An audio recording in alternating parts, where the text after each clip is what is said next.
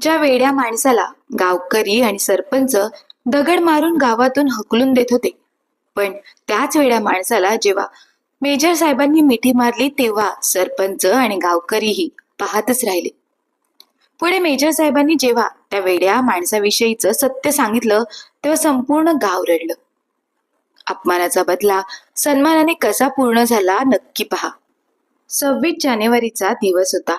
नागपूर शहराच्या वेशीवर असलेल्या एका गजबजलेल्या गावात सकाळपासून उत्साहाचे वातावरण होते. गावात अण्णाचे हॉटेल नावाचे एक हॉटेल होते. अण्णा खूप श्रीमंत होते. त्यांचे हॉटेल नेहमी ग्राहकांनी गजबजलेले असायचे. पण अण्णांचा स्वभाव मात्र त्यांच्या संपत्तीच्या अगदी उलट होता. कठोर आणि गर्विष्ठ.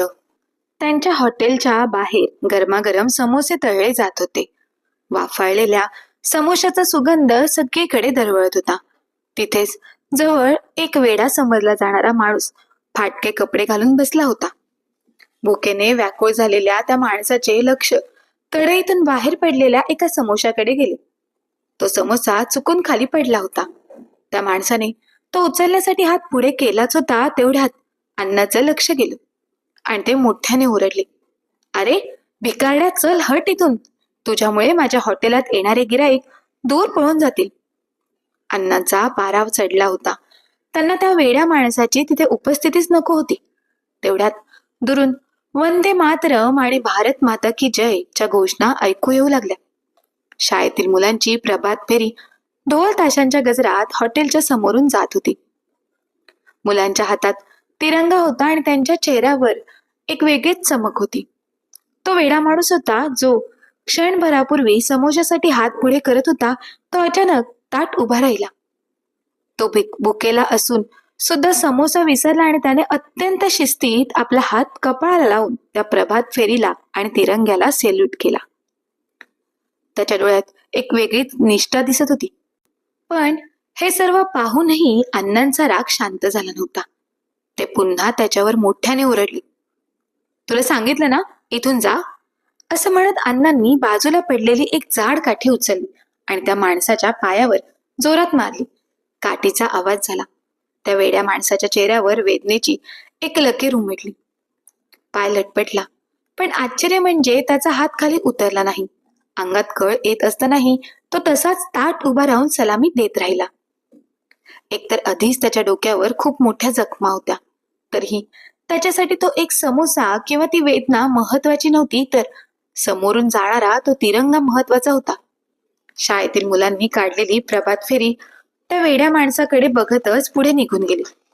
पण तो वेडा माणूस मात्र अजूनही त्याच अवस्थेत तिथेच उभा होता. तेवढ्यात शिटी वाजवत काही पोलीस तिथे धावत आले. "चला बाजूला व्हा, रस्ता रिकामा करा." पोलीस ओरडले. त्यांनी त्या माणसाला पाहिले आणि म्हणाले, "अरे वेड्या, तू पण बाजूला हो इथून. थोड्याच वेळात सैनिकांची मोठी रॅली इथून जाणार आहे. शहरातल्या सैनिक कॅम्पचे मोठे मेजर साहेब स्वतः यात असणार आहेत. शिस्त पाळा आणि मागे व्हा." अण्णा हॉटेलवाले सुद्धा घाईघाईने बाजूला झाले. पण तो वेडा माणूस जागचा हलला नाही. त्याच्या पायातून अजूनही काठीच्या माराची कळ येत होती, पण त्याचं लक्ष त्या पायातील वेदनेकडे नव्हतेच. काही वेळातच लांबून बुटाचा आवाज येऊ लागला. टप टप टप. लष्करी शिस्तीत येणाऱ्या सैनिकांची ती रॅली पाहून सगळ्यांच्या अंगावर काटा आला.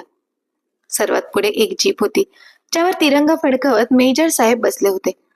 रॅली जवळ आलेली पाहून पोलीस घाई गडबडीत त्या वेड्या माणसाला ओढून बाजूला करण्याचा प्रयत्न करू लागले. "अरे वेड्या, ऐक ना, का मार खातोयस? मेजर साहेब बघतील तर रागावतील." पण जशी मेजर साहेबांची जीप हॉटेलच्या समोर आली, तो वेडा माणूस पायात वेदना असूनही अधिक जोमाने ताठपणे उभा राहिला आणि त्याने पुन्हा एकदा आपल्या हाताने कपाळाला हात लावून कडक सेल्यूट केला. पोटात अन्नाचा कड नव्हता. शरीर थकलेलं होतं, पण सलामी देणारा हात मात्र थरथरत नव्हता. मेजर साहेबांची नजर त्या फाटक्या कपडे घातलेल्या सलामी देणाऱ्या माणसावर पडली.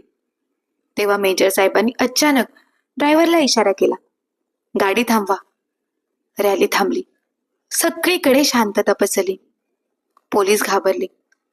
अण्णा हॉटेलवाल्याचा तर थरकाप उडाला की आता मेजर साहेब ओरडणार.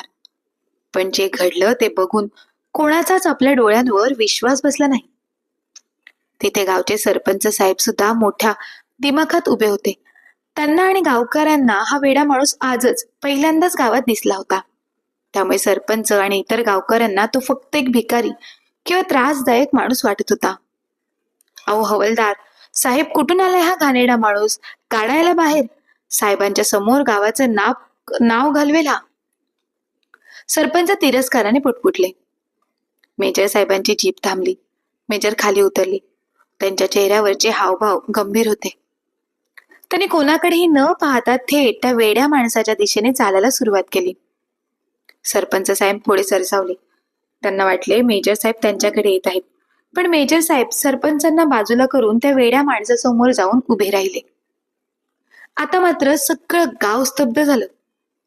पोलीस, अण्णा हॉटेलवाला आणि सरपंच सगळ्यांच्या काळजाचा ठोका चुकला. त्यांना वाटलं आता या वेड्याला मोठी शिक्षा होणार. पण घडलं उलटच. मेजर साहेबांनी त्या फाटके कपडे घातलेल्या वेड्या माणसाला पाहून स्वतः सावधान स्थितीत उभं राहून एक कडक सॅल्यूट ठोकला. मेजर साहेबांच्या डोळ्यात पाणी होतं. त्यांनी थरथरत्या हाताने त्या माणसाचा सॅल्यूट देणारा हात खाली घेतला आणि त्याला घट्ट मिठी मारली. सर, तुम्ही इथे या अवस्थेत? मेजर साहेबांचा आवाज गहिवरला होता. गावातले लोक आणि सरपंच एकमेकांकडे बघू लागले. मेजर साहेब सगळ्यांकडे रागाने पाहू लागले आणि रागातच ओरडून म्हणाले, ज्याला तुम्ही वेडा समजून मारलं आणि दूर लोटलं ते कॅप्टन विक्रम आहेत.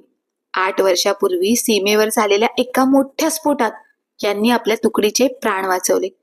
त्या कामगिरीनंतर त्यांना पाकिस्तानमध्ये गुप्तहेर म्हणून पाठवण्यात आले होते. पण ते परत आले नाहीत म्हणून सगळ्यांना वाटलं होतं की ते शहीद झाले, कारण त्यानंतर त्यांचा संपर्क तुटला. कित्येक दिवस शोध घेऊनही काहीच पत्ता लागला नाही. शेवटी सरकारने त्यांना शहीद घोषित केले होते. पण आज तोच माणूस त्यांच्या समोर फाटलेल्या अवस्थेत उभा होता. मेजर साहेबांच्या डोळ्यातून पाणी वाहू लागले. त्यांनी कसलाही विचार न करता त्या धुळीने माखलेल्या माणसाला घट्ट मिठी मारली. विक्रम, तू जिवंत आहेस? आमचा वाघ परत आला. मेजर साहेब आनंदाने ओरडले. गावातील लोक, सरपंच आणि तो हॉटेलवाला हे पाहून थक्क झाले. त्यांना काहीच समजेना की मेजर साहेब एका वेड्याला मिठी का मारत आहेत. मेजर साहेब मागे वळले आणि गर्जना केली. अरे गावकऱ्यांनो, ज्याला तुम्ही वेडा म्हणून हिणवलत, मारलत, तो सामान्य माणूस नाही. हा आमचा कॅप्टन विक्रम आहे. देशाच्या सुरक्षेसाठी हा माणूस शत्रूच्या गटात गुप्तहेर म्हणून गेला होता. तिथल्या छळाने कदाचित याची स्मृती गेली असेल, पण बघा त्याची देशभक्ती अजूनही जागी आहे. स्मृतिभ्रंश झालेला असतानाही प्रभात फेरी पाहताच त्याच्या हाताला सैनिकी शिस्तीची सलामी आठवली. मेजर साहेबांनी त्या माणसाच्या पायावर काठीचा व्रण पाहिला आणि त्यांचा चेहरा रागाने लाल झाला. कोणी मारले माझ्या साहेबांना? त्यांनी ओरडून विचारले. अण्णा हॉटेलवाल्याच्या हातातली काठी अगोदरच पडली होती. आता त्याची शुद्धच हरपायची बाकी होती. सरपंच साहेब देखील घाबरले. ज्याला ते बाहेरचा वेडा म्हणून हकलवत होते तो या देशाचा खरा हिरो निघाला होता. सैनिकांची रॅली जात असतानाच मेजर साहेबांनी जीपमधून हा सर्व प्रकार पाहिला होता की त्या वेड्या माणसाला गावातील लोक कसे हकलवत होते. मेजर साहेबांनी जीपमधून पाहिलेला तो दृश्य त्यांच्या काळजाला घर पाडणारे होते. पुढे मेजर साहेबांनी त्या वेड्या माणसाचा हात हातात घेतला. त्याच्या पायावर पडलेले व्रण पाहून मेजर साहेबांना अश्रू अनावर झाले. त्यांनी त्या माणसाच्या पायाशी बसून स्वतःच्या रुमालाने त्यांची जखम पुसली. ज्या माणसाने सीमेवर गोळ्या झेलल्या त्याला आज स्वतःच्याच देशात एका समोशासाठी काठीचा मार खावा लागला. ही आपली देशभक्ती आहे का? मेजर साहेबांनी गावकऱ्यांना उद्देशून विचारले. तेव्हाच तो वेडा माणूस हसून मेजर साहेबांच्या खांद्यावर हात ठेवून म्हणाला, साहेब, गोळी लागली तेव्हा इतकं दुखलं नव्हतं जितकं आज या काठीच्या माराने दुखलं. त्याच्या या एका वाक्याने संपूर्ण गावात स्मशान शांतता पसरली. अण्णा हॉटेलवाल्याच्या डोळ्यातून पश्चातापाचे अश्रू वाहू लागले आणि सरपंच साहेबांना जाणीव झाली की ज्याला ते वेडा समजत होते तो या मातीचा खरा सुपुत्र होता. मेजर साहेबांनी तातडीने आपल्या सैनिकांना आदेश दिले, कॅप्टन साहेबांना सन्मानाने गाडीत बसवा. आज या गावाला नाही तर संपूर्ण देशाला यांचा अभिमान वाटायला हवा. जाता जाता मेजर साहेबांनी हॉटेलवाड्याकडे आणि सरपंचाकडे एक कटाक्ष टाकला आणि म्हणाले, श्रीमंती पैशाने येते अण्णा, पण लायकी कमवायला कॅप्टन विक्रम व्हावं लागतं. आज तुम्ही एका सैनिकाचा नाही तर या देशाच्या सन्मानाचा अपमान केला आहे. मेजर साहेबांनी कॅप्टन विक्रम यांना आपल्या जीपमध्ये बसवले. जीप सुरू झाली आणि कॅप्टन विक्रम यांनी पुन्हा एकदा थरथरत्या हाताने गावाला सलामी दिली. गावकऱ्यांचे डोळे ओलावले होते आणि अण्णा हॉटेलवाला मात्र आपल्या हातातील ती काठी बघून आयुष्यभराचा पश्चाताप करत तिथेच बसून राहिला. मेजर साहेबांनी कॅप्टन विक्रम यांना तात्काळ लष्करी रुग्णालयात दाखल केले.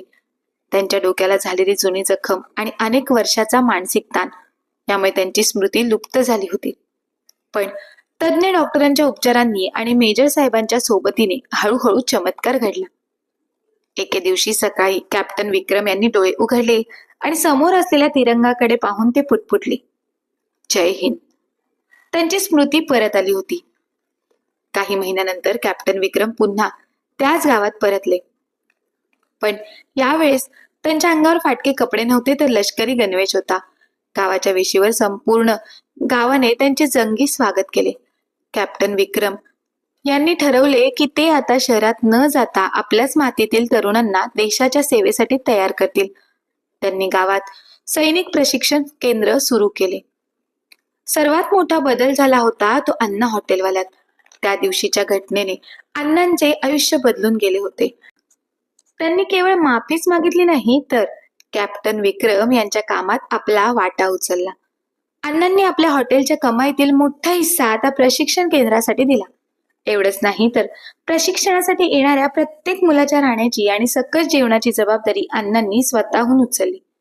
आज त्या गावात एक वेगळंच चित्र दिसते. ज्या ठिकाणी अण्णांनी कॅप्टनला काठी मारली होती तिथेच आता रोज सकाळी शेकडो तरुण मुले भारत मातेच्या जय घोषात धावण्याचा सराव करतात. कॅप्टन विक्रम मुलांना शिस्त आणि देशभक्ती शिकवतात तर अण्णा हॉटेलवाला मोठ्या अभिमानाने या भावी सैनिकांना जेवण वाढतात. तर मित्रांनो, आपल्याला या गोष्टीतून अशी शिकवण मिळते की माणूस कितीही चुकला तरी त्याला सुधारण्याची संधीही मिळतेच. महत्वाचं हे आहे की आपण आपल्या रक्षकांचा सन्मान करायला शिकलं पाहिजे.